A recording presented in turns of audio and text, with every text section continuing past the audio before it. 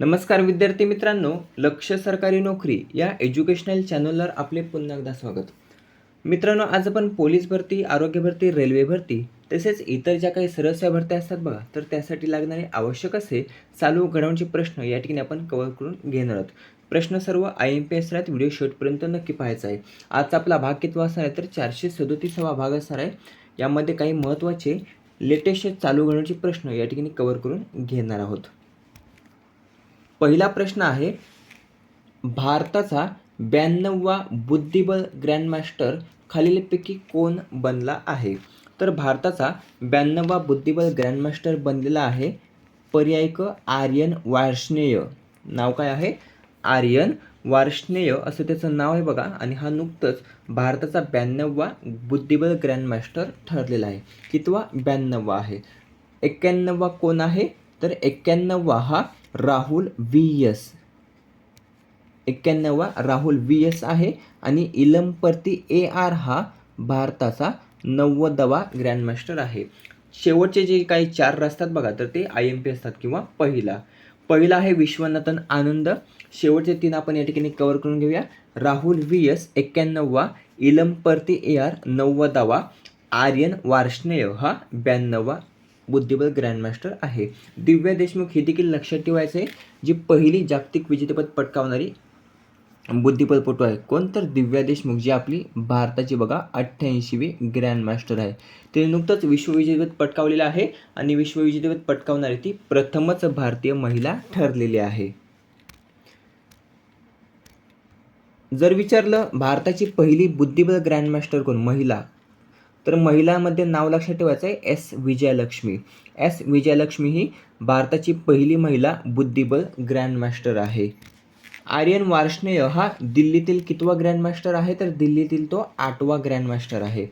दुसरा प्रश्न आहे, नुकतंच जानेवारी 2026मध्ये पद्मपाणी पुरस्कार हा कोणास जाहीर झालेला आहे? अतिशय महत्त्वाचा प्रश्न.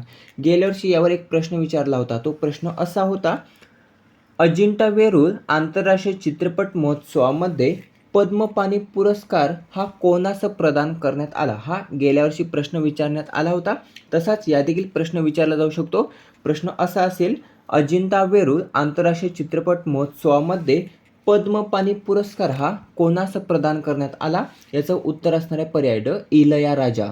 इलयाराजा हे ज्येष्ठ संगीतकार आहेत बघा, ज्येष्ठ संगीतकार.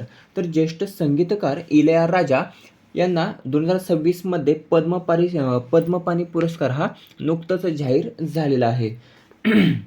हा जो काही पद्मपाणी पुरस्कार आहे, तर तो 11व्या अजिंठा वेरूळ आंतरराष्ट्रीय चित्रपट महोत्सव, ज्याचं आयोजन हे छत्रपती संभाजीनगर या ठिकाणी करण्यात येणार आहे. आणि या महोत्सवामध्ये हा पद्मपाणी पुरस्कार इलयाराजा यांना प्रदान करण्यात येणार आहे. या महोत्सवाचे संस्थापक कोण आहेत?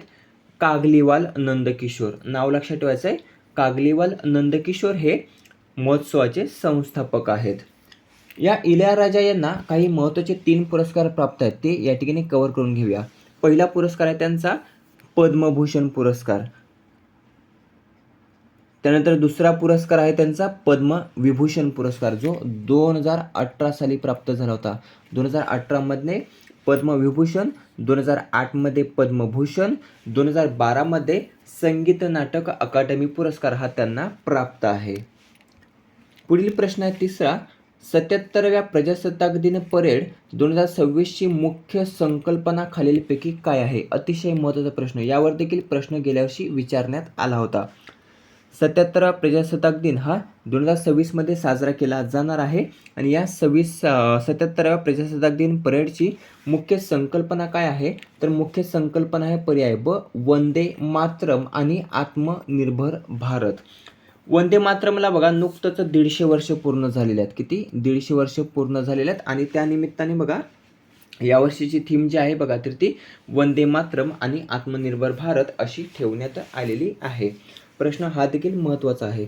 या 77व्या प्रजासत्ताक दिन परेड 2026मध्ये प्रमुख पाहुणे जर आपण पाहिले, तर ती 2 आहेत बघा, अँटोनियो कोस्टा आणि उर्सुला व्हॅन डेर लेयन असं त्यांचं नाव आहे. आणि हे दोघे बघा यावर्षीच्या प्रजासत्ताक दिन 2026मध्ये प्रमुख पाहुणे म्हणून आमंत्रित करण्यात आलेले आहेत. वंदे मातरम या गीताला किती वर्ष पूर्ण झालेले, तर 150 वर्ष पूर्ण झालेले, हे महत्त्वाचं आहे. या भव्य संचालनामध्ये बघा महाराष्ट्राचा चित्र जो असणार आहे तर तो गणेशोत्सव आत्मनिर्भरतेचे प्रतीक या संकल्पनेतून राज्याची परंपरा तसेच आर्थिक शक्तीचे दर्शन घडवणार आहे. महाराष्ट्र राज्याची थीम काय असणार यावर्षीची, तर गणेशोत्सव आत्मनिर्भरतेचे प्रतीक अशी यावर्षीची आपल्या महाराष्ट्राची संकल्पना असणार आहे. त्यानंतर एक महत्त्वाचा जर प्रश्न विचारला जाऊ शकतो, यावर्षी प्रथमच भैरव बटालियनचा समावेश असणार आहे. यामध्ये बघा प्रथमच भैरव बटालियनचा देखील समावेश असणार आहे, जो प्रथमच असणार आहे. पुढील प्रश्न आहे 4था. नरेंद्र मोदींनी पहिल्या वंदे भारत स्लीपर ट्रेनला कोठून हिरवा झेंडा हा नुकताच दाखवलेला आहे. प्रश्न अतिशय महत्त्वाचा आहे. तर देशातील पहिली वंदे भारत स्लीपर ट्रेन ही कोठून कोठे धावणार आहे, तर ती धावणार आहे हावडा ते गुवाहाटी. हावडा पश्चिम बंगाल ते गुवाहाटी आसाम, किंवा विचारलं जाऊ शकते कामाख्या, हे देखील लक्षात ठेवायचं आहे. हावडा ते गुवाहाटी कामाख्या दरम्यान भारताची पहिली वंदे भारत स्लीपर ट्रेन ही धावलेली आहे आणि या ट्रेनला हिरवा झेंडा हा पंतप्रधान नरेंद्र मोदींनी दाखवलेला आहे. तर कोठून दाखवलेला आहे असा प्रश्न विचारला आहे, तर पर्याय क Malda town railway station. Malda town railway station जे पश्चिम बंगाल या राज्यामध्ये आहे आणि या ठिकाणाहून देशातील पहिल्या वंदे भारत स्लीपर ट्रेनला हिरवा झेंडा हा दाखवण्यात आलेला आहे. कोणी दाखवलेला आहे? पंतप्रधान नरेंद्र मोदी यांनी तो दाखवलेला आहे. त्याचबरोबर आणखी 7 रेल्वे गाड्यांना देखील ग्रीन सिग्नल हा त्या ठिकाणाहून मिळालेला आहे. 3,250 कोटी रुपयांच्या रेल्वे आणि रस्ते प्रकल्पांचे भूमिपूजन देखील त्या ठिकाणी करण्यात आलेले आहे. प्रश्न विचारला जाऊ शकतो, देशातील पहिली वंदे भारत स्लीपर ट्रेन ही कोणत्या दिवशी धावली, तर 17 जानेवारी 2026ला ती धावली असून हिरवा झेंडा हा दाखवण्यात आलेला आहे. नरेंद्र मोदी यांनी ते दाखवलेलं आहे. पुढील प्रश्न आहे 5वा. भारताचा पहिला सार्वभौम AI पार्क हा खालीलपैकी कोठे उभारला जाणार आहे, तर चेन्नई तमिळनाडू या ठिकाणी भारताचा पहिला सार्वभौम AI पार्क हा नुकताच उभारला जाणार आहे आणि याबाबत तमिळनाडू सरकार तसेच सर्वम AI कंपनी, तमिळनाडू सरकार आणि सर्वम AI कंपनी या दोघांमध्ये करार झाला असून यामध्ये तमिळनाडूचे मुख्यमंत्री MK स्टॅलिन या करारावर त्यांनी स्वाक्षरी केलेली आहे. कोणी स्वाक्षरी केलेली आहे, तर तमिळनाडूचे मुख्यमंत्री MK स्टॅलिन यांनी त्या करारावर स्वाक्षरी केलेली आहे. गुंतवणूक किती असणार आहे? 10,000 कोटी एवढी गुंतवणूक असणार आहे 5 वर्षामध्ये. 1,000 पेक्षा अधिक लोकांना त्या ठिकाणी रोजगार हा प्राप्त होणार आहे. पुढील प्रश्न 6वा. नरेंद्र मोदींसमोर सादर करण्यात आलेले बागुरुंबा लोकनृत्य हे कोणत्या जमातीचे आहे? नुकतंच नरेंद्र मोदींचा हा आसाम दौरा असणार आहे आणि आसाम दौऱ्यामध्ये बघा त्यांच्यासमोर बागुरुंबा लोकनृत्य हे सादर केलेलं आहे. कोणी? तर पर्याय बोंडो जमात. नाव लक्षात ठेवायचं आहे. बोडो जमात ही जी आहे बघा, तर या बोडो जमातीचं एक लोकनृत्य आहे बागुरुंबा. कोणत्या जमातीचं आहे? तर बागुरुंबा या हे लोकनृत्य आहे बोडो जमातीचं आणि जे नुकतंच पंतप्रधान नरेंद्र मोदी यांच्यासमोर ते सादर करण्यात आलेलं आहे. त्यासाठी प्रश्न सध्या अतिशय महत्त्वाचा आहे. प्रश्न फिरवून विचारला जाऊ शकतो, बागुरुंबा लोकनृत्य हे कोणत्या जमातीचे आहे, तर ते आहे बोडो जमातीचे आणि ही बोडो जमात प्रामुख्याने बघा आसाम राज्यामध्ये आढळून येते आपल्याला. कुठे? आसाम राज्यामध्ये बहुतेक प्रमाणात आढळून येते ही बोडो जमात आणि या जमातीचं लोकनृत्य आहे बागुरुंबा लोकनृत्य. पुढील प्रश्न आहे 7वा. जानेवारी 2026मध्ये स्कॉच गोल्ड अवॉर्ड हा कोणास प्रदान करण्यात आला? तर जानेवारी 2026मध्ये स्कॉच गोल्ड अवॉर्ड हा DRDO कोणास? पर्याय DRDOला प्रदान करण्यात आलेला आहे. प्रश्न हा देखील महत्त्वाचा आहे. समीर वी कामत हे DRDOचे सध्याचे अध्यक्ष आहेत. या DRDOच्या D4 काउंटर ड्रोन आणि धर्मशक्ती EW सिस्टमने हा पुरस्कार जिंकलेला आहे. पुढील प्रश्न आहे 8वा. 9वी आंतरराष्ट्रीय मसाला परिषद 2026 ही कोठे आयोजित केली जाणार आहे? तर 9वी आंतरराष्ट्रीय मसाला परिषद 2026 ही कोची केरळ या ठिकाणी आयोजित केली जाणार आहे. पर्याय कोची केरळ या ठिकाणी 9वी आंतरराष्ट्रीय मसाला परिषद 2026 ही आयोजित केली जाणार आहे. कोची जे काही शहर आहे बघा, कोची शहर, तर या कोचीला भारताचे मसाल्याचे केंद्र म्हणून ओळखले जाते. असे प्रश्न परीक्षेमध्ये पडतात बघा. त्यासाठी लक्षात ठेवायचे आहेत. तर भारताचे मसाल्याचे केंद्र म्हणून कोणते शहर ओळखले जाते, तर कोची हे शहर ओळखले जाते, जे केरळ राज्यामध्ये आहे. यावर्षीची थीम काय आहे? स्पाइस 360 गेटिंग फ्युचर रेडी अशी यावर्षीची थीम आहे आंतरराष्ट्रीय मसाला परिषद 2026ची. केरळ हे भारताचे स्पाइस गार्डन म्हणून ओळखले जाते. प्रश्न हा देखील महत्त्वाचा आहे. कोणते राज्य हे भारताचे स्पाइस गार्डन म्हणून ओळखले जाते, तर केरळ हे भारताचे स्पाइस गार्डन म्हणून ओळखले जाते. त्यानंतर भारत हा जगातील सर्वात मोठा मसाला उत्पादक असून निर्यातदार देश देखील आहे. भारत हा जगातील सर्वात मोठा मसाला उत्पादक आणि निर्यातदार देश आहे. पुढील प्रश्न आहे नॅशनल डिफेन्स अकॅडमी, ज्याला आपण NDA म्हणतो, तर NDAला जानेवारी 2026मध्ये एकूण किती वर्ष पूर्ण झालेले आहेत, तर पर्याय ब 77 वर्ष पूर्ण झालेले आहेत. कशाला? तर NDAला, नॅशनल डिफेन्स अकॅडमी, ज्याची स्थापना झाली होती 16 जानेवारी 1955ला. 16 जानेवारी 1955ला स्थापना झाली होती आणि 2026मध्ये आता 77 वर्ष त्याला पूर्ण झालेले आहेत. जगातील पहिली त्रिसेवा प्रशिक्षण संस्था जर आपण पाहिली तर ती असणार आहे NDA, ज्यामध्ये बघा हवाई दल असेल, भूदल असेल, नौदल असेल, असे त्रिसेवा प्रशिक्षण संस्था आहे, जी जगातील प्रथमच संस्था आहे. ब्रीदवाक्य काय आहे NDAचे? तर ब्रीदवाक्य आहे सेवा परमो धर्म, असं NDAचं ब्रीदवाक्य आहे. NDAची जर आपण स्थापना पाहिली तर 1955मध्ये झाली होती, परंतु मुख्य जर स्थापना पाहिली तर ती 1948मध्ये झाली होती किंवा 1948मध्ये स्थापना झाली होती. पण याचे स्थलांतर हे पुणे या ठिकाणी करण्यात आले होते. किंवा तर 1948मध्ये स्थापन झालेल्या NDAचे स्थलांतर हे पुणे या ठिकाणी करण्यात आले होते आणि मुख्य स्थापना झाली 1955 साली.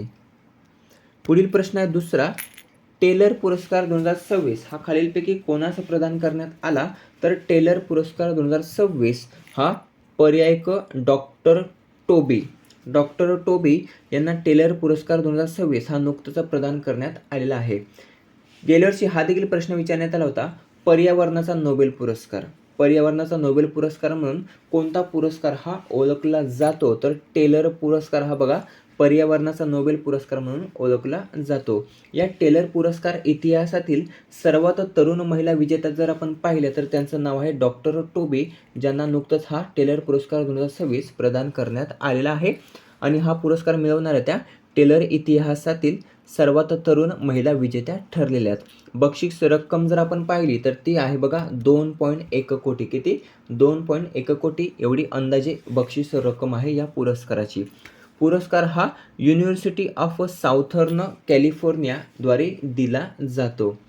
यांनी 2 महत्त्वाचे संशोधन केलेले आहेत, मायकोरायझल फंगी आणि त्यांच्या भूमिगत नेटवर्क्सवर त्यांनी क्रांतिकारी संशोधन केलेले आहे. कोणी? तर डॉक्टर टोबी यांनी.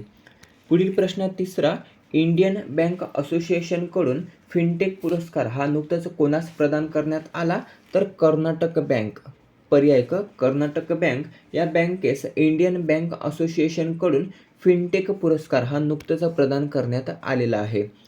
पुढील प्रश्न चौथा, राज्य वीज नियामक आयोगाच्या अध्यक्षपदी कोणाची नियुक्ती करण्यात आली, तर राज्य वीज नियामक आयोगाच्या अध्यक्षपदी पर्याय ब वल्सा नायर सिंग यांची राज्य वीज नियामक आयोगाच्या अध्यक्षपदी नुकतंच नियुक्ती केलेली आहे. कोणी केलेली आहे? देवेंद्र फडणवीस यांनी केलेले, जे महाराष्ट्राचे मुख्यमंत्री आहेत.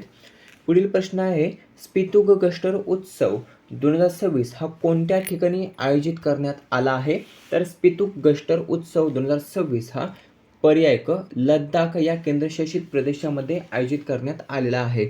दर 2 वर्षाने याचं आयोजन हे केलं जातं. कोठे? तर लडाख या ठिकाणी याचं आयोजन हे केलं जातं.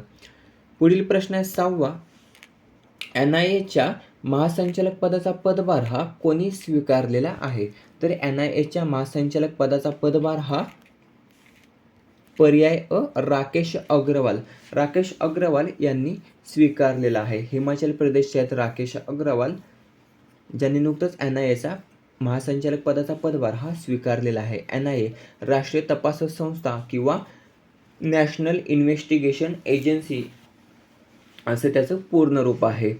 याची स्थापना जर आपण पाहिली तर ती केव्हा केली होती? 2008 मध्ये बघा, 2008 मध्ये याची स्थापना केली होती. कशाच्या हल्ल्यानंतर बघा, तर 26/11चा जो काही हल्ला झाला होता बघा, तर या 26/11च्या हल्ल्यानंतर NIAची स्थापना ही करण्यात आली होती. ही जी काही NIA संस्था आहे तर ती वैधानिक संस्था आहे. कोणती? तर वैधानिक संस्था.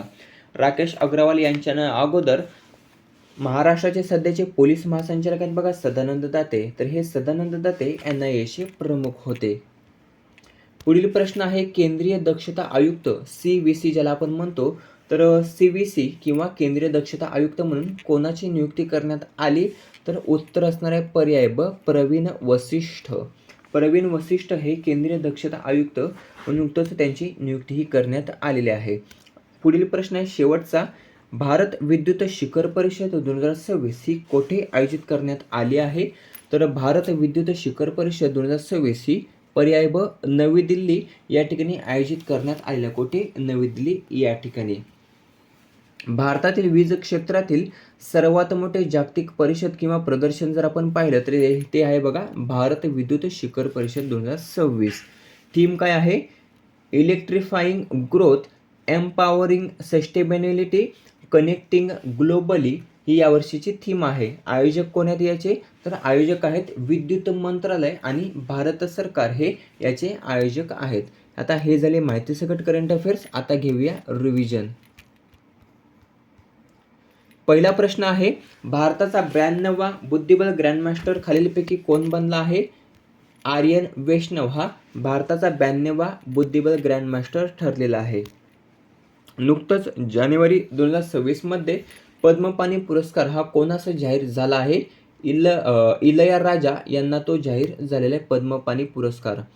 पुढील प्रश्न आहे 77व्या प्रजासत्ताक दिन परेड 2026 ची मुख्य संकल्पना काय आहे? पर्याय ब, वंदे मातरम आणि आत्मनिर्भर भारत ही यावर्षीची थीम आहे. पुढील प्रश्न आहे नरेंद्र मोदींनी पहिल्या वंदे भारत स्लीपर ट्रेनला कोठून हिरवा झेंडा हा नुकताच दाखवलेला आहे? तर पर्याय क, मालदा टाऊन पश्चिम बंगाल या ठिकाणाहून देशातील पहिली वंदे भारत स्लीपर ट्रेन जिला पंतप्रधान नरेंद्र मोदींनी हिरवा झेंडा दाखवलेला आहे. पुढील प्रश्न आहे भारताचा पहिला सार्वभौम AI पार्क हा खालीलपैकी कोठे उभारला जाणार आहे? तर चेन्नई तामिळनाडू या ठिकाणी भारताचा पहिला सार्वभौम AI पार्क हा उभारला जाणार आहे. पुढील प्रश्न आहे नरेंद्र मोदींसमोर सादर करण्यात आलेले बागुरुंबा लोकनृत्य हे कोणत्या जमातीचे आहे? तर बोडो जमातीचे आहे बागुरुंबा लोकनृत्य जे नरेंद्र मोदींसमोर नुकतंच सादर करण्यात आलेले आहे. ही बोडो जमात मुख्यतः आसाम राज्यामध्ये आढळून येते. पुढील प्रश्न आहे जानेवारी 2026 मध्ये स्कॉच पुरस्कार गोल्ड श्रेणीमध्ये कोणास प्रदान करण्यात आला? तर DRDO यांना प्रदान करण्यात आलेला आहे. पुढील प्रश्न आहे 9वी आंतरराष्ट्रीय मसाला परिषद 2026 खालीलपैकी कोठे आयोजित केली जाणार आहे? तर पर्याय ब, कोची केरळ या ठिकाणी 9वी आंतरराष्ट्रीय मसाला परिषद 2026 ही आयोजित केली जाणार आहे. पुढील प्रश्न आहे नॅशनल डिफेन्स अकॅडमी NDAला जानेवारी 2026 मध्ये एकूण किती वर्ष पूर्ण झालेले आहेत? पर्याय ब, 77 वर्ष पूर्ण झालेले आहेत NDAला. टेलर पुरस्कार 2026 खालीलपैकी कोणास प्रदान करण्यात आला? तर डॉक्टर टोबी यांना टेलर पुरस्कार 2026 हा नुकताच प्रदान करण्यात आलेला आहे. पुढील प्रश्न आहे इंडियन बँक असोसिएशनकडून फिनटेक पुरस्कार कोणास प्रदान करण्यात आला? तर कर्नाटक बँकेस इंडियन बँक असोसिएशनकडून फिनटेक पुरस्कार हा नुकताच प्रदान करण्यात आलेला आहे. पुढील प्रश्न आहे राज्य वीज नियामक आयोगाच्या अध्यक्षपदी कोणाची नियुक्ती करण्यात आली? तर वल्सा सिंग नायर यांची राज्य वीज नियामक आयोगाच्या अध्यक्षपदी नियुक्ती ही करण्यात आलेली आहे. पुढील प्रश्न आहे स्पितुक गस्टर उत्सव 2026 कोणत्या ठिकाणी आयोजित करण्यात आला? तर लडाख केंद्रशासित प्रदेशामध्ये स्पितुक गस्टर उत्सव 2026 हा नुकताच आयोजित करण्यात आलेला आहे. पुढील प्रश्न आहे NIAच्या महासंचालक पदाचा पदभार हा नुकताच कोणी स्वीकारलेला आहे? राकेश अग्रवाल यांनी NIAच्या महासंचालक पदाचा पदभार हा नुकताच स्वीकारलेला आहे. पुढील प्रश्न आहे केंद्रीय दक्षता आयुक्त CVC म्हणून कोणाची नियुक्ती करण्यात आली? प्रवीण वसिष्ठ यांची केंद्रीय दक्षता आयुक्त CVC म्हणून नियुक्ती करण्यात आलेली आहे. पुढील प्रश्न आहे भारत विद्युत शिखर परिषद 2026 कोठे आयोजित करण्यात आली? तर भारत विद्युत शिखर परिषद 2026 ही पर्याय ब, नवी दिल्ली या ठिकाणी आयोजित करण्यात आलेली आहे. मित्रांनो, अशा प्रकारे काही महत्त्वाचे चालू घडामोडीचे प्रश्न या ठिकाणी आपण कव्हर केलेले आहेत, जे येणाऱ्या भरतीसाठी उपयुक्त असणार आहेत. व्हिडिओ कसा वाटला कमेंट करून नक्की सांगायचं आहे. व्हिडिओ आवडला असेल तर मित्रांसोबत जास्तीत जास्त शेअर करायचा आहे. याचा PDF हा टेलिग्रामवर अपलोड केला जाईल, त्या ठिकाणी तुम्ही तो पाहू शकता. भेटूया पुढील भागामध्ये. धन्यवाद.